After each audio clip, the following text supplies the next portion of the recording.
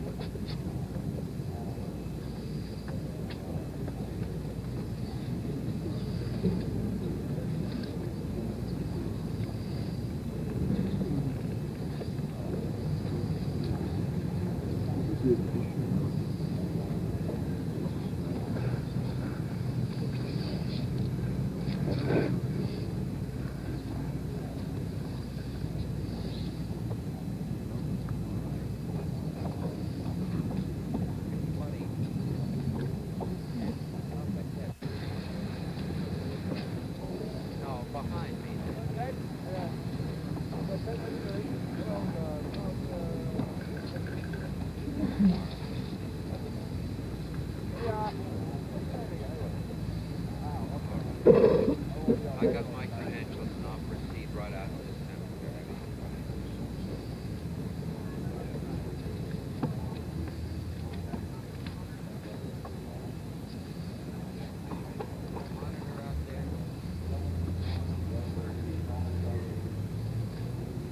And then, with the thud of boots and the dirge of drums, the procession began.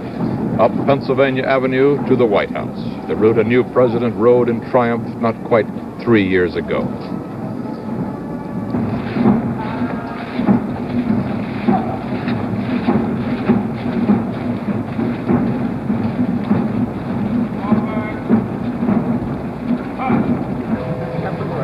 A brief stop at the White House, then Mrs. Kennedy followed the casket on foot to St. Matthew's Church.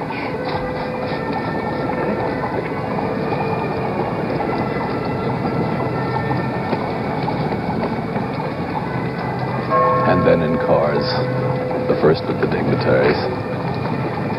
And then, marching along behind, come the heads of state, in no particular formation, just walking ad lib, and members of the White House staff, people from the White House grounds here, some of them falling into the procession to join the walk to the church.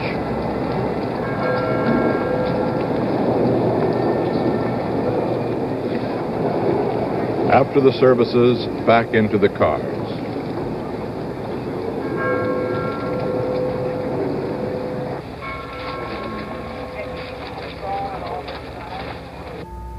Senator Edward Kennedy now going over and inviting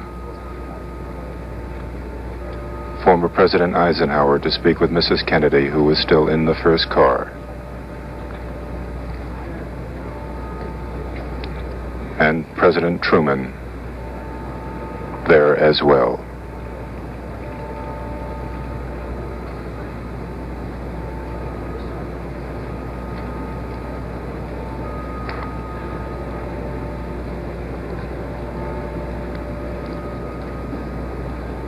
It appears as though both former presidents are once again paying their respects to Mrs. Kennedy.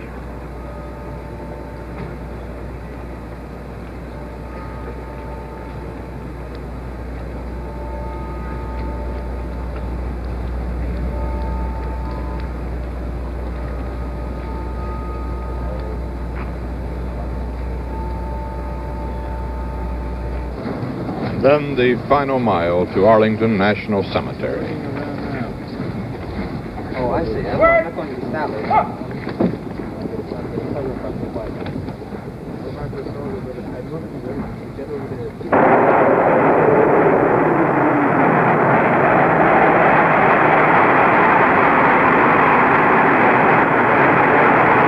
The president's old friend, Cardinal Cushing of Boston, conducting the service, waits at graveside for 21 guns to begin their salute.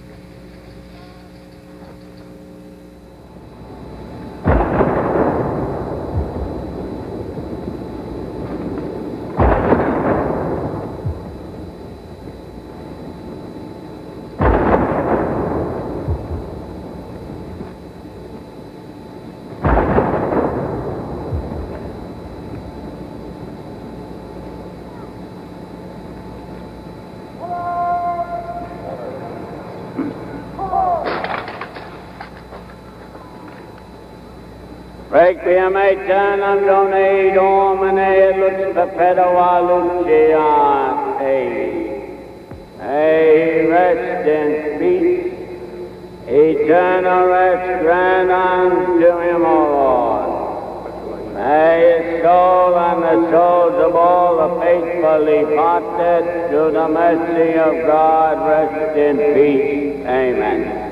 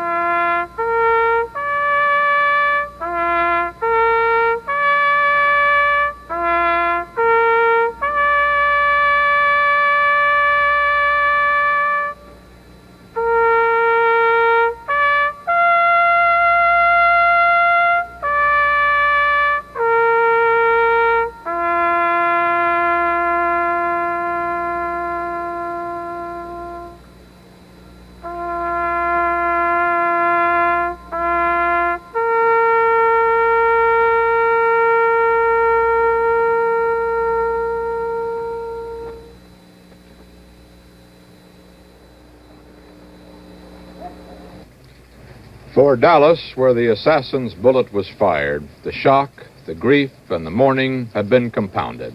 Eddie Barker, news director of KRLD-TV, reports.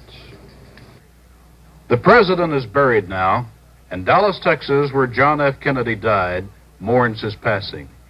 The sorrow of Dallas in 1963 duplicates the sorrow in Washington in 1865 when Lincoln was shot, and again in 1881 when Garfield was assassinated, and Buffalo when McKinley died at the turn of the century. Dallas closed its doors today, and its people talked of what has happened and why. Well, no, I'm not ashamed of Dallas. I think Dallas is a great town. I'm sorry it had to happen here, but I know that everybody pulling together, well, we'll eventually get over it here. Said many times before, I think we've lost a rather great leader. Many people were against him, many people were for him.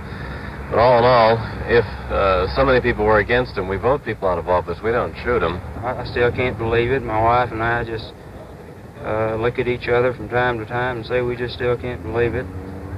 But we have both vowed, and as we hope others will too, that we will be better Christians, Americans, and people as a result of this great sacrifice. It's still hard to believe that there'd be people in the United States or even the world who would do a dastardly thing such as this. I feel like that everything happens for the best, and we can all join together and just pray to God that this will awaken this country to the dangers that are encountered in this communistic ways, and just hope that we can overcome this without too much damage or to our prestige throughout the world. Well, we're all real shocked, and we just couldn't believe that anything could happen like this. We're all real sorry. It's just terrible that anything like this could happen. I just couldn't believe it happened here in Dallas. I just hope people just don't blame us for it, because Dallas didn't want it to happen. Young man like that getting killed, besides another policeman. 5 kids. What they gonna do now? They got something to do. Somebody's got to do something for him. Of course, he's all right. How about this policeman out here? That's who I've been thinking about all night. Why a man would go ahead and kill a man like that, just out of cold blood? What are we coming to? I don't believe Dallas is at fault, but we get to blame for it. See, that's the question about it. I don't believe the people of Dallas hated the administration that bad. Some of them might differ with him in his opinion. Naturally, that's so. But all presidents, you have a difference of opinion, but not bad enough to murder. As a matter of fact, I couldn't see him spitting on Mr. Stevenson either. I believe all this stuff is cooked up out for me. I don't believe that's Dallasite stuff. I just don't believe it. I don't see how anyone could have caused this terrible heartbreak in our city. It just makes you ashamed that you live here. That's all I can say. I think that the whole world should not frown upon Dallas. As such, we should frown upon ourselves as a nation for such an occurrence. Well, just like everyone else, I guess. It's just a sad thing, you know, to happen. I worked right across the street from where it happened. And I just said the United States was such a big place for the president to come right to our door to get killed. You know, I just feel like everyone else does. I think it's terrible. But a lifelong Republican, that makes no difference. A real great man is gone, and we're all going to suffer for it. We all should. I just hope that his going helps us to realize what sort of thing we have let ourselves fall into, the way we have become, and I hope from this we can take a new birth and realize that we're letting hate undermine us and become too much a part of our life. Dallas today had even more to mourn. It held funeral services for one of its own who was a victim of Friday's tragedy, Officer J.D. Tippit, fatally wounded, attempting to arrest the alleged assassin in his flight. Bill Mercer of KRLD-TV reports. The Commander-in-Chief of the United States, and here Officer Tippit, and the suspect for both those killings have all died.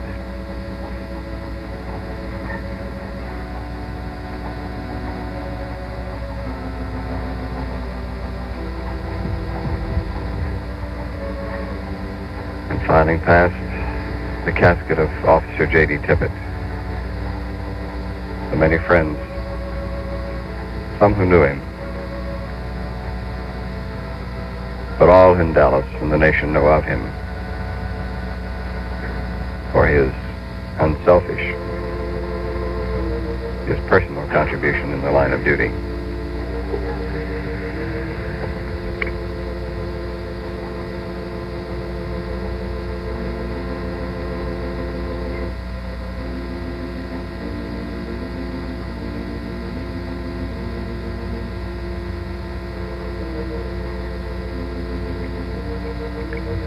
This has been one continuous day of memorial services.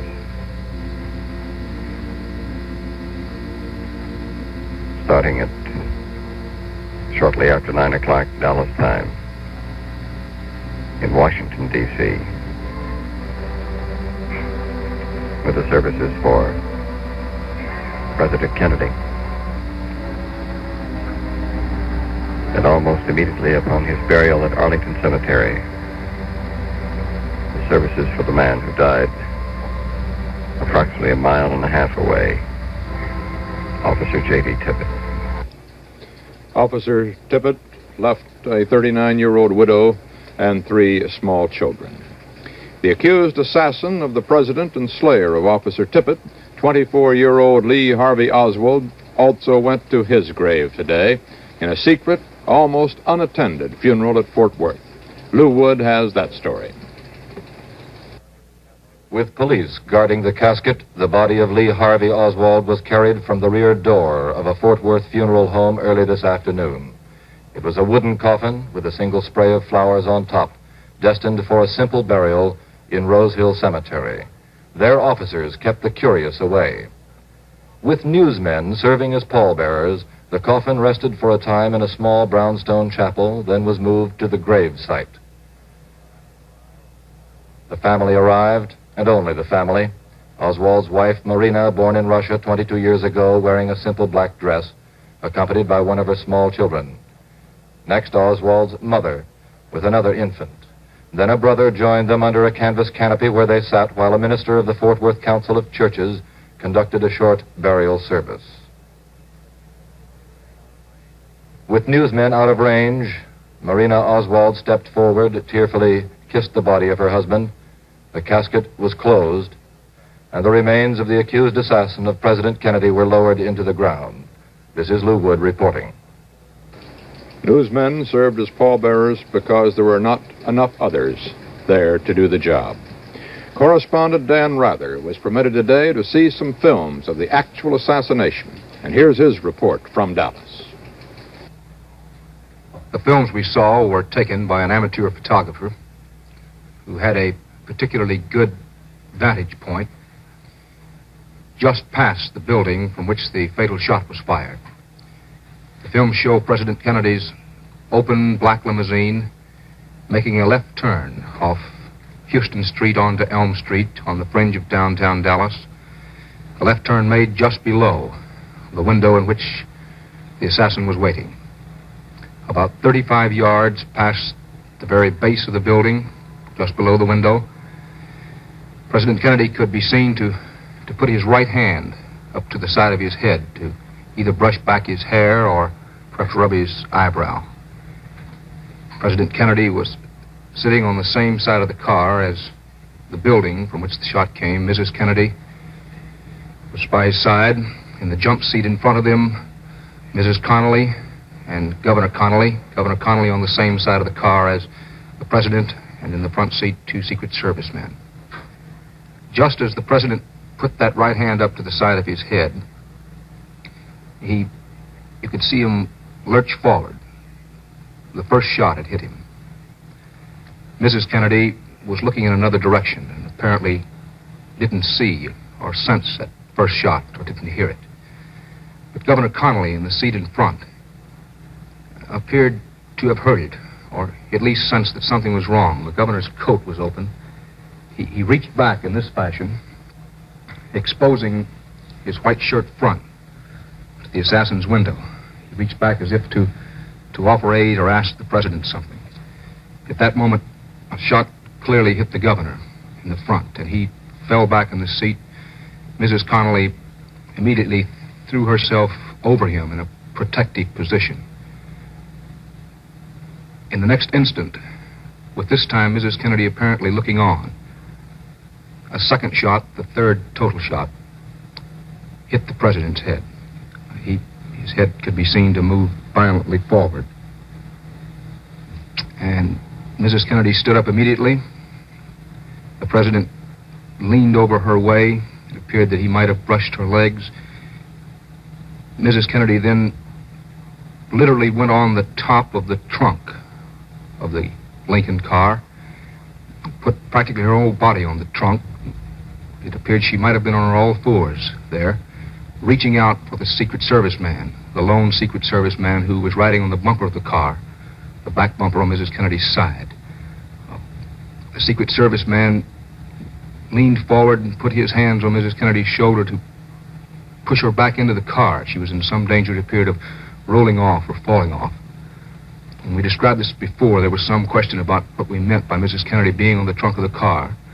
Only she knows, but it appeared that she was trying desperately to get the Secret Service man's attention, or perhaps to help pull him into the car. The car never stopped, it never paused. In the front seat, a Secret Service man was on the telephone. The car picked up speed and disappeared beneath an underpass. This is Dan Rather in Dallas. The White House tonight announced a full investigation into the assassination of President Kennedy under orders from President Johnson. All federal agencies have been advised to cooperate with the FBI. The results of their investigation will be made public. As Lee Harvey Oswald was buried today, Dallas District Attorney Henry Wade acknowledged reports that a map had been found in Oswald's room, a map that had cross marks at various points along President Kennedy's parade route and a line that matched the path of the fatal bullet. A Mexico City newspaper today reported that Oswald had made a trip to Mexico City in late September and had tried, but failed, to get a visa to Russia via Cuba. Jack Ruby, the man accused of shooting Oswald, was transferred secretly from the Dallas City Jail to County Jail today. That's the trip that Oswald started but never finished. Ruby's attorney said today his client must have been temporarily insane, thus apparently setting the stage for Ruby's trial. District Attorney Wade will ask a grand jury to indict Ruby for murder with malice, the equivalent of first-degree murder in Texas. The trial, expected sometime in January, would center on the issue of temporary insanity. If Ruby's defense can prove that to the jury, Ruby could go free. If the prosecution can prove its murder with malice case, that same jury could assess the death penalty. Tonight's White House announcement of a federal investigation into the circumstances surrounding the assassination was the second investigation announced today. In Washington, Neil Strasser reports.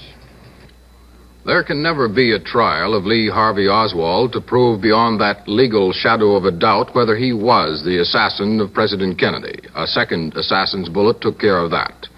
But it is considered highly important here in Washington to place on the record in unimpeachable fashion all the evidence that might help to lift that shadow.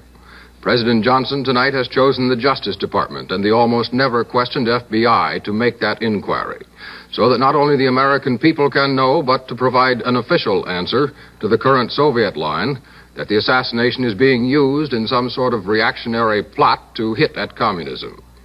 There are other investigations. Congressman Hale Boggs today suggested a blue-ribbon bipartisan congressional inquiry into the circumstances surrounding the assassination of President Kennedy. And moments after the funeral ended this afternoon, the Attorney General of the state of Texas, Wagner Carr, summoned reporters to a Washington hotel for an announcement, said Carr, of national significance. All Texans join with all other Americans in mourning the loss of our president.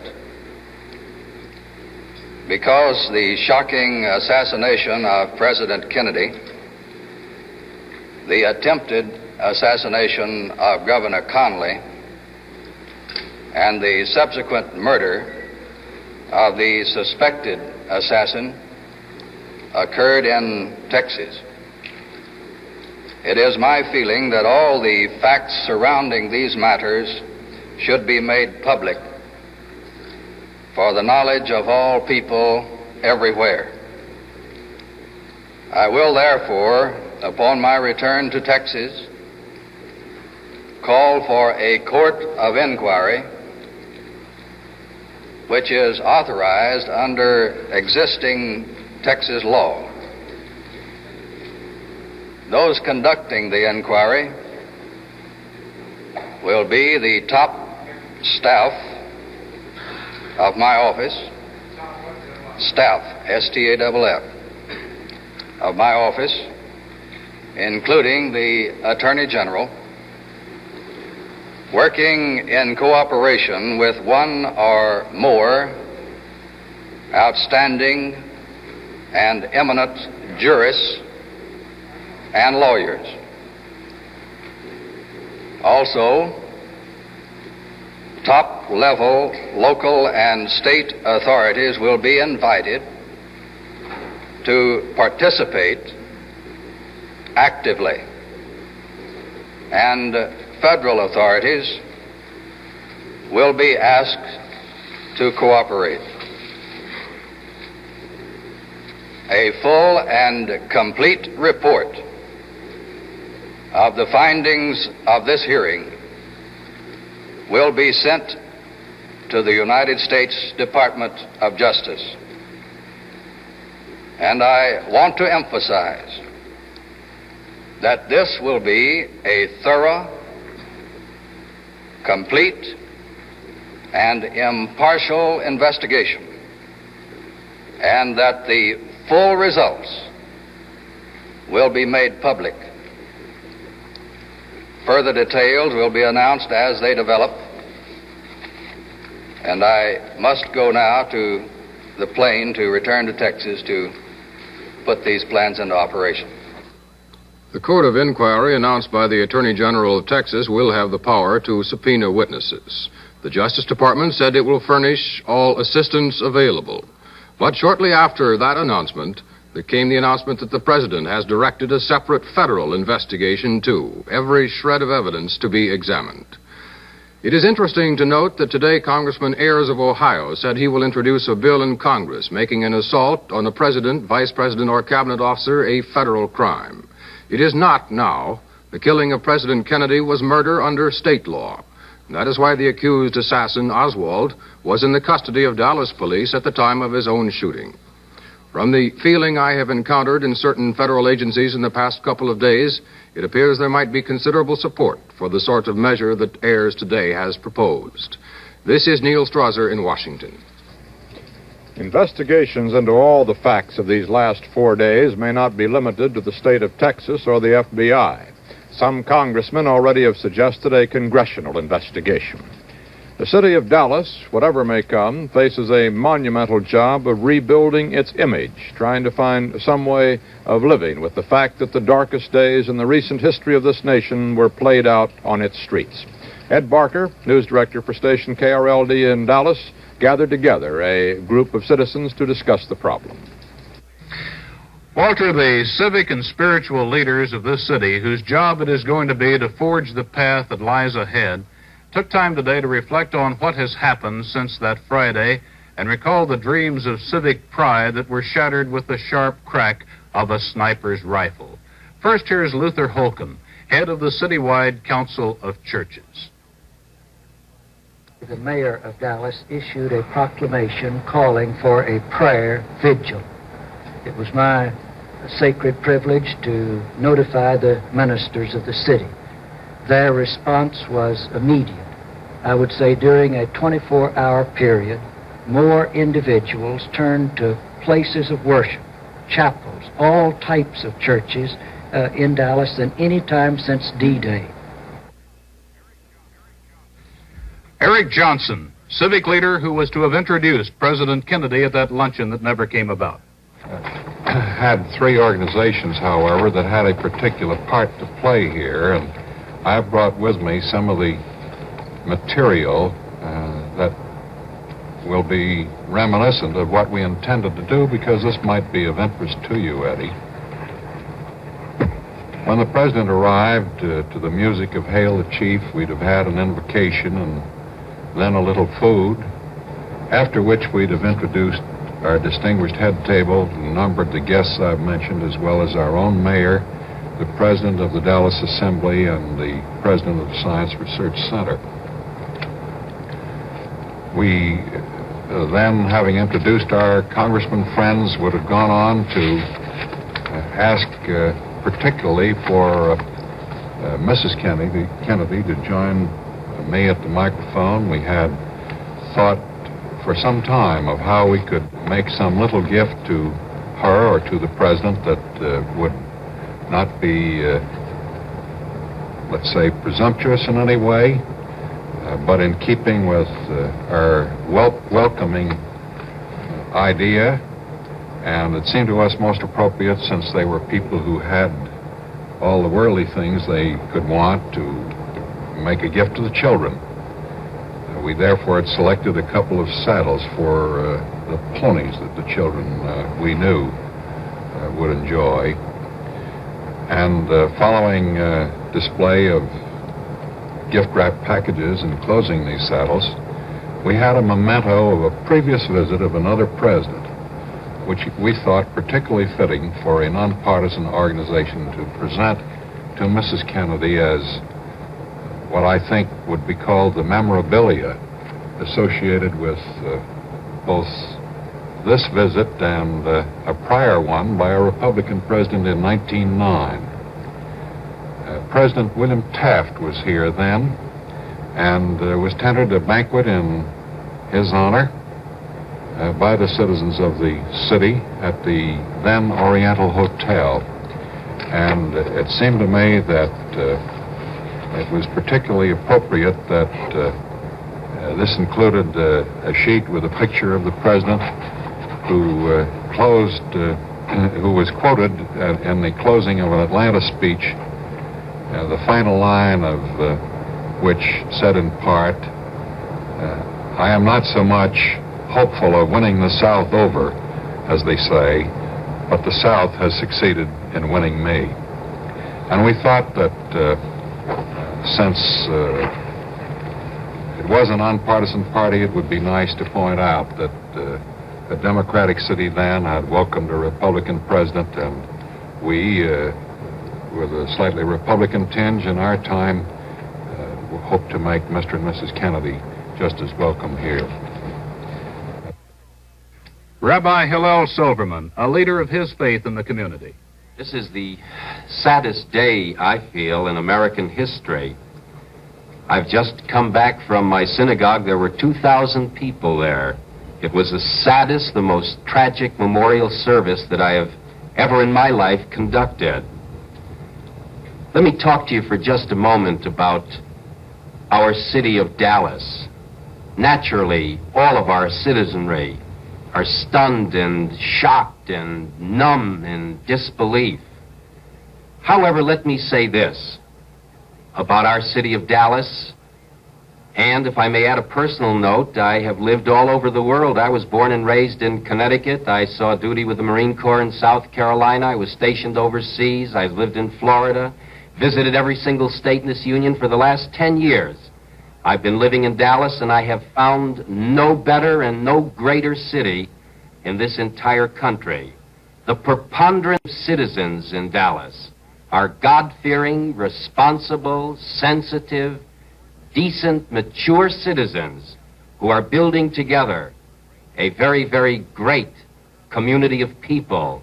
There are wonderful relationships existent in this city of Dallas. There is no prejudice whatsoever. The minorities in Dallas, and I mean the minorities, members of my faith, the Jewish faith, and the Negroes and the Catholics, are all active in the community, are all God-fearing citizens working together in harmony and in unity and in brotherhood and peace.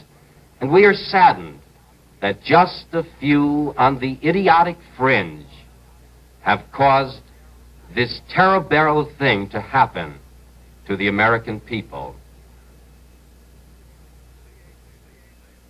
C.A. Tatum, businessman, civic leader, native Dallasite. Well, my heart is heavy, and I know the heart of every citizen of Dallas is heavy. We carry the grief as if we'd lost a member of our own family, actually. Dallas had prepared so carefully and so well, and actually with great pleasure and joy, for the visit of the president. And when this tragedy occurred, it of course came as a great shock to all of us. I've lived here all my life, and this is a great city and a good city. And it's been good to me, and I feel strongly about it, Eddie. This city is good, and by being good, it will carry on. And it will rise above this, because it has that innate goodness which will enable it to do so. The Reverend Ernest Estelle, clergyman and leader of the Negro community. Every segment of our community is deeply shocked and grieved at the untimely death of our beloved president. Dallas is a good city, one of the best cities in the United States. But we have sat idly by and allowed hate groups to take charge of our city in this instance, and they have marred and distorted the true image of Dallas. Responsibility for the tragic death of our beloved president must be shared equally by every adult citizen of the Dallas-Fort Worth area. Our tolerance of and calculated indifference towards frightfully large number of hate groups we feel to be directly responsible for the death of our president. President Kennedy, a young man, the only man to enter the White House who boldly made the Christian religion his most pronounced characteristic. I've just left the St. John Baptist Church, where 2,000 people have crowded in to pay this memorial tribute to our late and lamented president.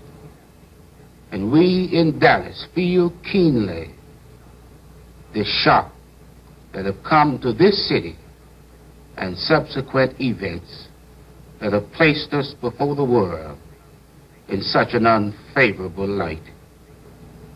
But Dallas is a good city, and the acts of these criminal groups in no way reflect the true spirit of the city of Dallas.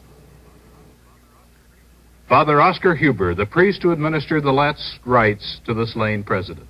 It was a reaction of sadness. It was really shown on the face of practically everyone. I had many people coming up to me and expressing their sorrow at what had happened, and some were in tears in doing so. And we had an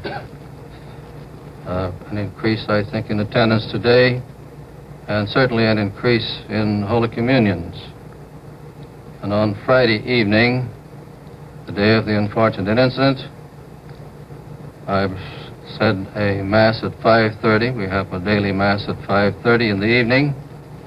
And very few people knew that I was going to offer that Mass for the repose of the soul of the president, yet the church was crowded that evening. I'd say twice as many people as usual in the church that evening. And there was noticeably sorrow on the faces of practically everyone. Robert Cullum, business leader and president of the powerful Dallas Chamber of Commerce. Eddie, I'm sure that there is some confusion in the minds of people from other cities, and the picture that they get of Dallas these days. I think perhaps that the true picture is, as well as anything I know, was reflected in the work of preparation for the president's visit to Dallas. I hark back to this. I, like all citizens of Dallas, tend to be preoccupied with it. Our minds are on it. But I was involved in arrangements for the luncheon with Eric and with literally hundreds of anonymous workers. And as I think you know from having been around here a long time, this is perhaps the trademark of the civic spirit of Dallas, is the anonymity with which people work and the responsiveness with which they answer every call. And in this project, which the city was so engrossed in and so eager in its anticipation for fine success, I've never participated in anything with which people worked harder or really, ironically enough, with a greater sense of impending success, and everything crowned their efforts so beautifully.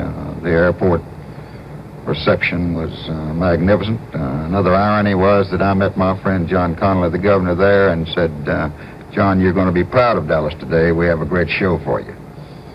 I think you were on the streets downtown and you saw the warmth and the obvious, the tremendous eagerness with which the up and down the street rank and file citizens of Dallas greeted our government, because the heart of our government was here, as Eric so well put it.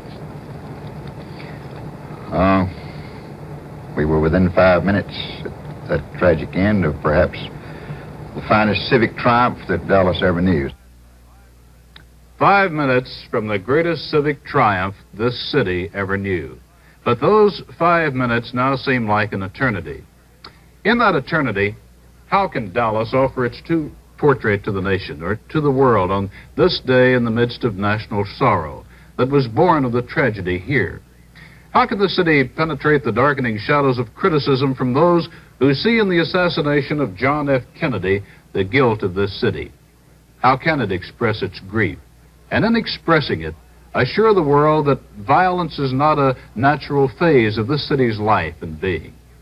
But if there is guilt by association, then these are the outward manifestations of that guilt. The wreaths that lay near the place where the late president was shot. It's Monday now, and since that dark Friday when the canyons of this city became the valley of death for John F. Kennedy, the heart of Dallas has been cloaked in a shroud. The crowds still come, as though trying to communicate something of their terrible agony. They are Dallas, but in their agony, they are the nation. They are leaders and followers, and their outward grief speaks for them in a way far stronger than mere words. Had the assassin of the president lived in another place, or had the crime happened at another time, Dallas would grieve as it grieves now, not because it happened here, but because it happened at all. Now back to Walter Cronkite in New York. Dallas's shame is the nation's and civilization's shame. Even as Dallas begins the job of rebuilding its own self-esteem, the nation turns to the job of rebuilding its image in the eyes of the world. In Washington, the presence of so many heads of state, premiers, foreign and defense ministers presented a unique opportunity to President Johnson. Representatives of 53 countries came to honor President Kennedy. There were 26 presidents and heads of state, 30 foreign ministers, and 5 defense ministers. President Johnson is taking the occasion to confer privately with some of the foreign leaders informally tonight and tomorrow. He met Charles de Gaulle tonight. All the visiting delegations had a chance, though, to meet the new American president at a State Department reception early this evening. Our Marvin Kalb was there. President Johnson did get down to diplomatic business tonight, greeting, among many other heads of delegations, 92 of them in all, who had come to pay their respects to the late President John F. Kennedy, greeting here the head of the Soviet delegation, Premier Khrushchev's own personal envoy, First Deputy Premier Anastas Mikoyan. Tomorrow, it is believed, the president will have a 15 or 20-minute conversation with Mikoyan, who was last here almost exactly a year ago to iron out some of the details of that Cuban Missile Crisis. Soviet-American relations lie, of course, at the core of American foreign policy, for, in a sense, as these go, so go many other avenues of agreements, potential and otherwise, accommodations and understandings. Some people at this government reception at the State Department felt that possibly President Johnson could have waited until tomorrow for this reception, but most American officials were pleased on balance that he chose quickly and amiably to reestablish diplomatic links between the United States and allies, friends, and foes around the world. Also, they added many leaders, such as French President de Gaulle, plan to leave tonight. The major theme at this reception, the point that the president was trying to make, was the basic continuity of American foreign policy, as practiced under the late President John F. Kennedy. Basic continuity, State Department sources stress, and they seem to hit the word basic very hard, implying that possibly minor changes in emphasis and nuance might now be expected under a new president. But unity of the Western world is the key to Johnson's policy, just as it was the key to the late president's, beefing up America's military strength, strengthening, too, the alliance between the United States and Western Europe, strengthening the ties with Latin America, and with Africa and Asian leaders as well. Johnson tonight was his old political self, shaking hands warmly with each dignitary, listening as they expressed, often at great length, their sorrow at the assassination of President Kennedy and their very best wishes to his, Johnson's, new administration. Sometimes he would shake hands with both hands. At other times, obviously depending on who the dignitary was, he would shake hands simply, with dignity, and a sense almost of aloofness, as he listened to their expressions of condolences.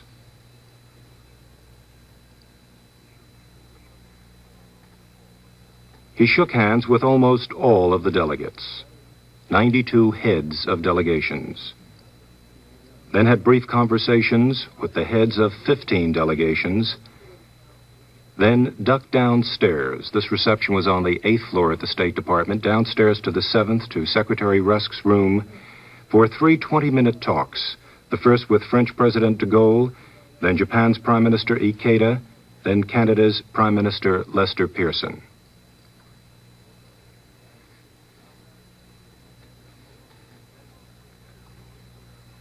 Almost at every spare moment, he would turn around for a brief chat with his Secretary of State, the man on whom he will have to lean most heavily in the early months of his administration until he learns the nuclear intricacies of American foreign policy, lean on Rusk's guidance and advice. Quickly, very quickly, since Friday, a very close relationship has been established between Secretary Rusk, the State Department, and the White House under President Johnson. This is Marvin Kalb in Washington. President Johnson also was wasting no time in getting the domestic affairs of government back into high gear. Tonight he called his top economic advisors in for a meeting tonight. The President, Treasury Secretary Dillon, Budget Director Kermit Gordon, and Walter Heller, the Chairman of the Council of Economic Advisors, are expected to discuss the budget the President sends to Congress in January, as well as the current state of the economy. Governor Rockefeller of New York said today that he will not push his candidacy for the Republican presidential nomination during the 30-day period of mourning he has declared in New York State. And Republican Senator Goldwater proposed a moratorium on all political speeches until the 1st of next year to give, as he said, President Johnson all the room he needs to operate. The assassination of the president struck Congress at a vital crossroads. The end of a session was fast approaching. The bulk of the important administration bills were still pending. What now? For a look ahead, this report from Roger Mudd in Washington. The first session of the 88th Congress is now over for all intents and purposes. Aside from the routine but vital appropriations measures, the major issues before the Congress cannot possibly be disposed of in the time remaining. Wednesday, after the new president's address to the joint session, the Congress leaves until Tuesday for a Thanksgiving recess, comes back briefly, and then goes again for Christmas. This long holiday break will give President Johnson time to formulate his legislative policies, some hint of which is looked for in his Wednesday speech. Today, the Senate and the House met briefly to hear eulogies to the late president and to hear Senate Majority Leader Mansfield predict that John Kennedy's death will become a source of strength for Congress to forge a new decency at home and a reasoned peace at home. But as heavy as the congressional grief was today, there was some slight legislative movement. The Senate Banking Committee, on an 8-7 vote, recommended against passage of the Munt bill that would prohibit government underwriting of private loans for the communist bloc wheat sale. Last week, before the assassination, the committee favored the bill 9-6. There are 2 other congressional items we would add this evening. First, during the Senate eulogies today, Republican Margaret Chase Smith of Maine quietly walked over to the old desk of Senator John Kennedy and placed on it a single rose. And second, the publicity photographers for Democratic and Republican campaign staffs confirmed they have been taking pictures of senators paying homage at the casket of the late president. They denied the pictures would be used for political purposes. This is Roger Mudd in Washington. Congress and the nation had reminders today that while the world seemed suspended by our tragedy, it really kept on its whirling way. In Vietnam, reports today of the bloodiest fighting in almost a year. Military sources report massive communist attacks have wiped out 2 strategic northern hamlets, and more than 1,000 mountain tribesmen defending them are now missing. Communist guerrillas have stepped up their attacks against the hamlets ever since the overthrow of President Diem. Fighting was widespread over the weekend. 2 American Air Force officers were killed in a plane crash, and on the ground, 4 of our Army men are reported missing and presumed captured. The South Vietnamese government reported that its troops have killed 82 communist guerrillas in a battle just 45 miles south of the capital of Saigon. Neighboring Cambodia, which has renounced American aid, signed a commercial air agreement today with Red China, and the New China News Agency says Cambodia has accepted Peking's promise of support in case of attack. Terrorists took no break in Venezuela. 4 persons were reported killed today in widespread outbreaks of pro-Castro terrorism, and 6 oil and gas pipelines were set afire. In Lawrence, Massachusetts, police said today they're afraid a 23-year-old single girl whose body was discovered Sunday is the 10th victim in 17 months for Boston's mystery strangler. Police said they have something to go on, as they put it, but have not made any arrests as yet. In the world of finance, life must go on, too. Friday's tragic news sent stock exchange prices tumbling. The Dow Jones average dropped 21 points, but the market was closed early then, and with the weekend and today's day of mourning, plus indications of stability on foreign exchanges, which were open today, there is optimism about tomorrow when the exchanges here reopen. Here is Harry Reasoner at the New York Stock Exchange. Tomorrow, this famous room, which is now so dim and quiet, will be bright and busy again as the New York Stock Exchange opens for business after 3 days. The question is, which turn will that business take? On Friday, after the tragic news from Dallas, the stock exchange had to close an hour and 23 minutes early, with the Dow Jones averages down about 21 points, and with such a torrent of sell orders in brokers' hands that the ticker was running behind 27 minutes. The question is, what will stock owners who have had a weekend to reflect, just as the rest of the country has, on what happens next, what will they do tomorrow? One theory is that the people who buy and sell stocks, like the rest of the country, have decided, as they got used to the tragic event, that the country and the government will go on, and that there will probably be no major change in basic policies. There's some evidence to support this theory. When the exchange closed on Friday, there were a great many sell orders in brokers' hands to be executed on the next day of business. Over the weekend, a good many of those have been canceled, and a good many buy orders have replaced them, as some people decided that a lot of stocks were selling at a low price and it was time to buy them. As a matter of fact, the evidence is that buy orders are running at a ratio of about 6 to 1 to sell orders. This means it'll be a busy morning, and even though the orders are limited, that is, they call for buying a stock providing it does not go above a certain price, the chances are that the market will initially go up. After that, the experts say you can't tell what will happen except that there will be large volume. They like to cite what J.P. Morgan said when asked what the market was going to do. He said, it will fluctuate. This is Harry Reasoner at the New York Stock Exchange. Incidentally, there was a major shift of leadership at the Studebaker Corporation today. Sherwood Egbert, resigned as the president of Studebaker. He said he had some differences of opinion with the board of directors. Myers Burlingame, a Studebaker executive, is the new president. The normal transition of presidents in the White House is a task planned and carefully carried out. This weekend's events have precipitated sudden changes for the presidential mansion. George Herman reports from Washington. Funerals end, and however much grief endures, the nation goes forward and the government goes forward. Now there is a new flag of the President of the United States flying in the White House. In President Kennedy's old Oval Office, Mrs. Evelyn Lincoln, his secretary, and her aides have removed every scrap, every vestige of the signs of the personal touches of President Kennedy. The President's personal objects have been taken off his desk, even the coconut shell on which he inscribed a message for help when he was lost on an island during the Pacific War. All the President's objects, his toys, his favorite gadgets on his desk are gone. The furniture covers, which Mrs. Kennedy had specially made for the furniture, have been removed. The paintings which the president loved so and which Mrs. Kennedy selected for him are down from the walls. Even the carpet in the presidential office is new. President Kennedy ordered a new carpet for his office and for the office of his secretary, Mrs. Lincoln. He never got to see either of them.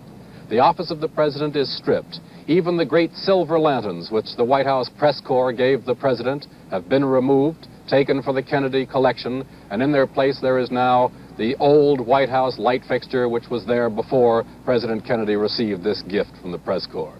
The Oval Office of the President now stripped and bare of all touches of personality, ready and waiting for President Johnson.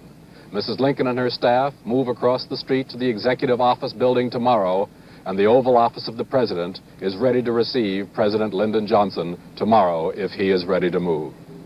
This is George Herman at the White House. And this is Robert Pierpoint at another part of the White House. Tonight in this tightly guarded bit of ground, within a few yards on either side of me, are being played out the final acts of this tragedy that we've all lived through. Up there to my right in the private quarters of the White House, Mrs. Kennedy and the children are quietly spending what is probably their final night in the White House. Earlier today, in fact, all during these difficult days, Mrs. Kennedy has appeared remarkably, wonderfully calm, composed, a credit to the memory and the spirit of her husband. Tonight, having well earned a special place in the hearts of her countrymen, she is alone with her family and with a few of her closest friends, privately. Meantime, on the other side, just across Executive Avenue in the Executive Offices building on my left, President Johnson is trying to gather into his hands the reins of power that fell to him when that fatal bullet struck John Kennedy on Friday. That power legally became his the same day, but today, now, he is beginning to exercise it. Specifically, tonight he met first with 35 state governors to ask their support in the difficult weeks and months ahead. And right now, he's wrestling with the complicated federal budget.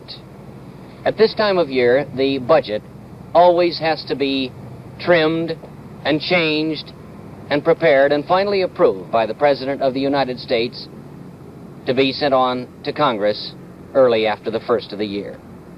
And so, tonight we have a working president over there and a grieving family over there.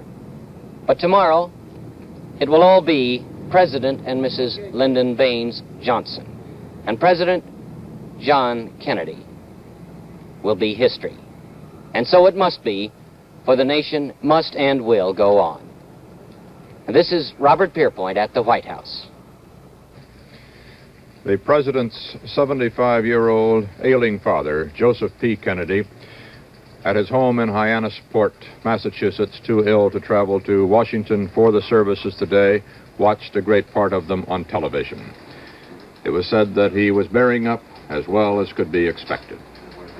It may be some comfort to the Kennedy family that the crowned heads and heads of government who came to his funeral came, as many put it, to honor the man as much as the office. When you look for comparisons with today's funeral, you have to go back 53 years and cross an ocean. It is May of the year 1910. The most magnificent procession the Western world has ever seen is moving through the streets of London. The occasion, the funeral of King Edward VII, who gave his name to a period of complacent peace that died with him. 9 kings rode behind that magnificent caisson. 7 queens, endless highnesses and milords, representatives of every civilized country on earth. A furious Theodore Roosevelt had to ride in the rear among the commoners. Most of these mighty mourners would soon be at each other's throats. Kaiser Wilhelm II and England's new king, the great royal antagonist of World War I. 4 kings of Norway, Denmark, Greece, and Spain. Field Marshal Lord Kitchener, the hero of Khartoum, with the kings of Portugal and Serbia. Tsar Ferdinand of Bulgaria, men whose thrones, some of whose very countries, would vanish in the holocausts that were to follow. But for a moment of peace and grief, here they all were, in a procession never to be surpassed, until perhaps today. That state funeral, 53 years ago, was splendid in its panoply and pomp, and the sadness was relieved somewhat by the knowledge that the king, dead at 68, had lived a full life. His death had none of the tragic overtones of the world's new bereavement. It is said that the human mind has a greater capacity for remembering the pleasant than the unpleasant, but today was a day that will live in memory and in grief. Only history can write the importance of this day. Were these dark days the harbingers of even blacker ones to come, or like the black before the dawn, shall they lead to some still as yet undiscernible sunrise of understanding among men, that violent words, no matter what their origin or motivation, can lead only to violent deeds? This is the larger question that will be answered in part in the manner that a shaken civilization seeks the answers to the immediate questions. Who, and most importantly, what was Lee Harvey Oswald? A world's doubts must be put to rest. Tonight there will be few Americans who will go to bed without carrying with them a sense that somehow they have failed. If in the search of our conscience we find a new dedication to the American concepts that brook no political, sectional, religious, or racial divisions, then maybe it may yet be possible to say that John Fitzgerald Kennedy did not die in vain. That's the way it is. Monday, November 25th, 1963. This is Walter Cronkite. Good night. The CBS Evening News with Walter Cronkite will be followed immediately by a special documentary entitled 4 Dark Days, Dallas to Arlington.